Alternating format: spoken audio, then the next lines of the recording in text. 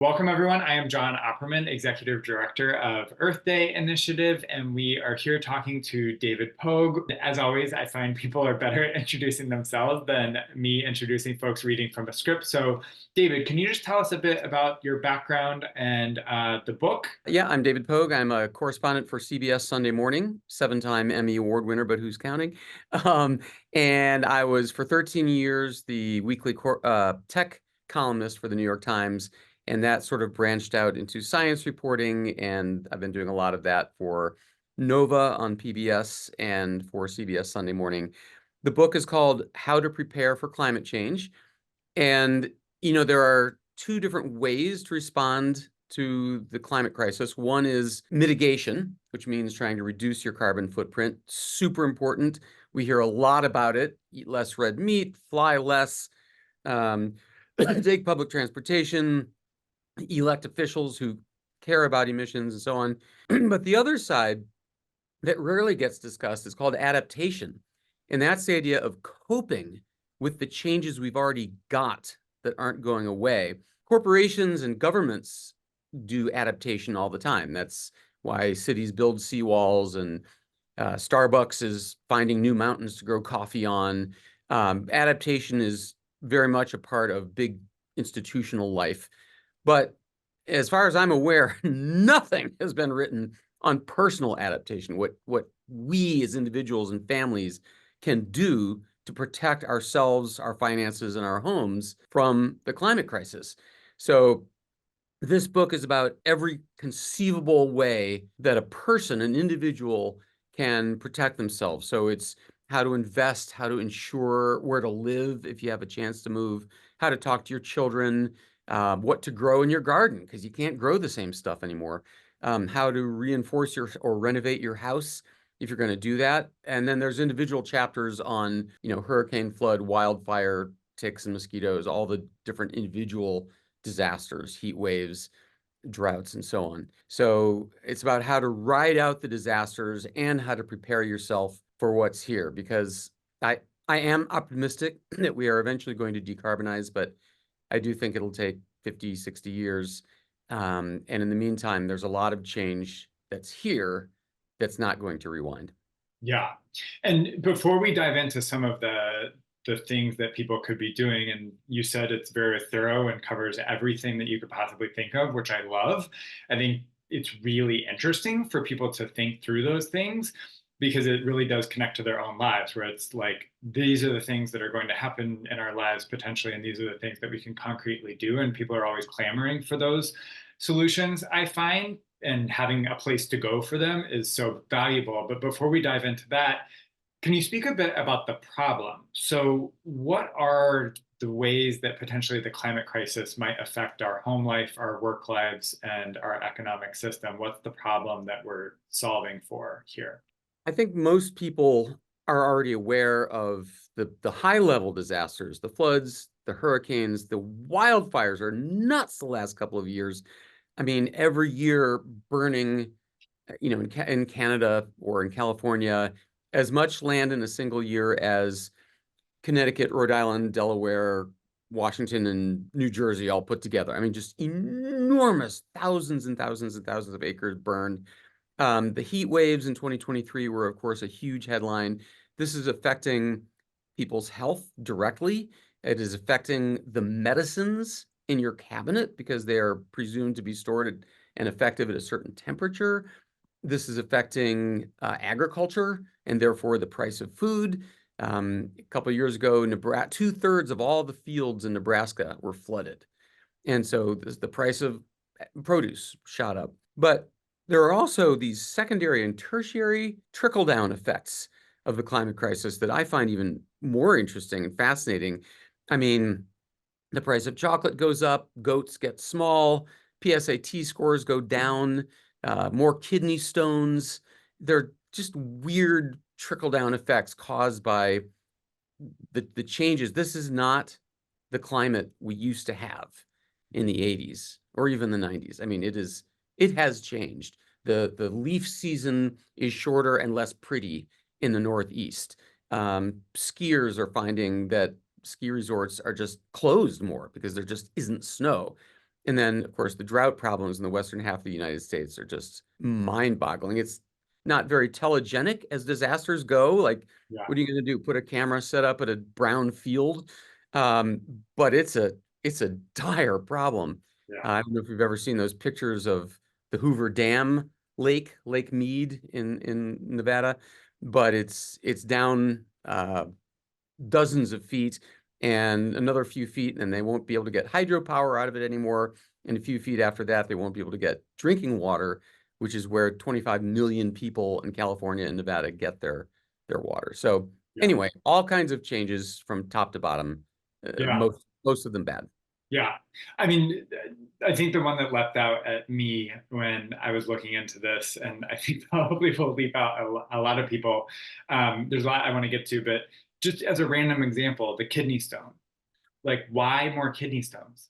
Oh, I can tell you exactly. I'm myself a 3-time kidney stone survivor, and it is a really nasty problem. It is the worst pain the human body can do to itself, and women who've had both childbirth and kidney stones Yeah. will vouch for me on that.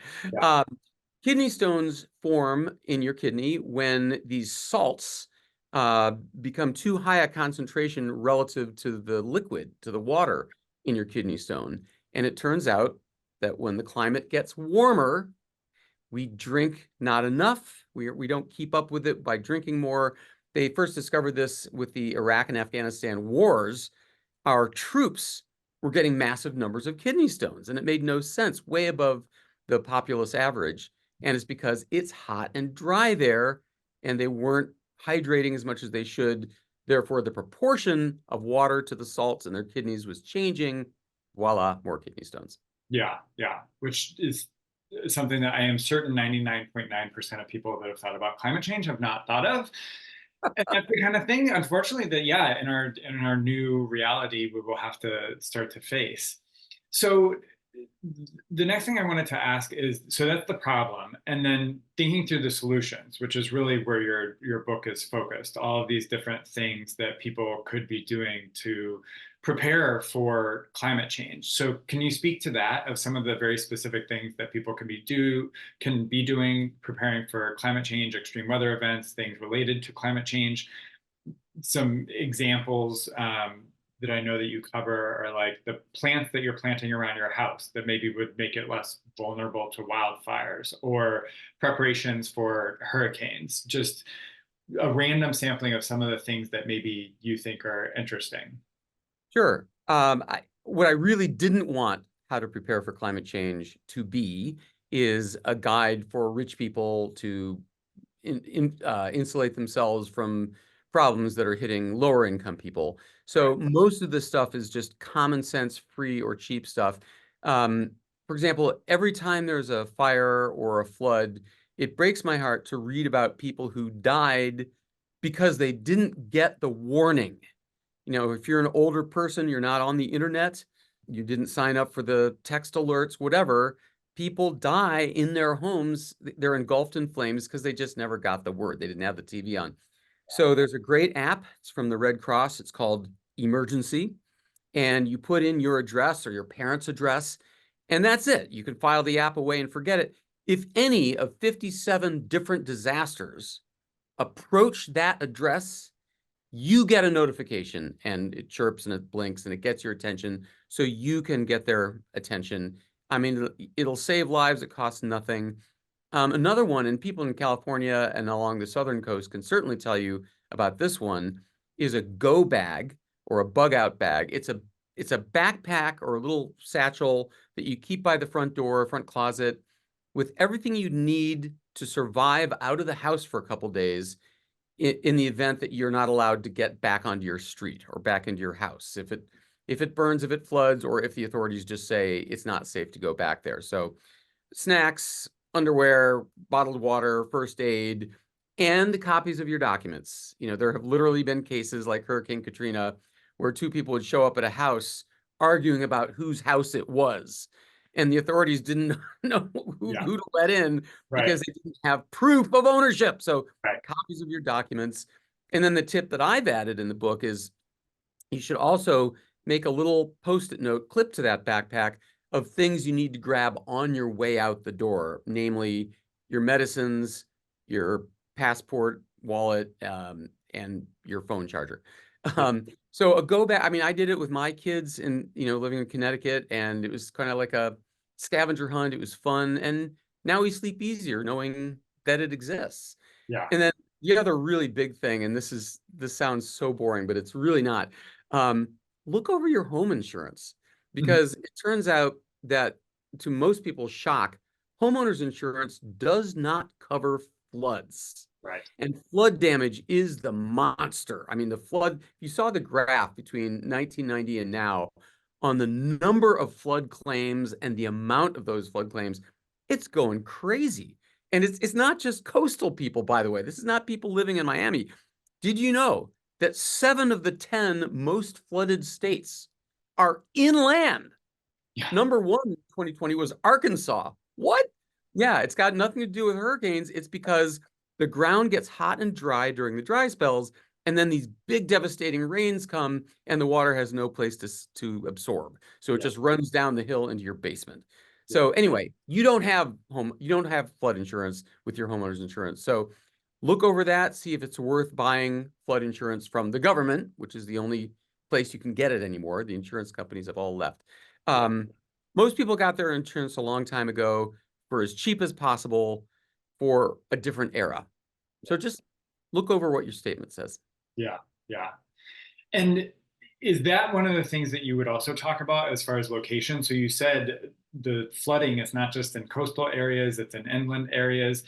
So what's the takeaway that you would try to convey to people around where they live? So obviously beach homes are going to be more vulnerable in general, but do you also put a heavy caveat on that around it's actually everywhere that's dealing with this stuff, or different kinds of extreme weather events related to climate change?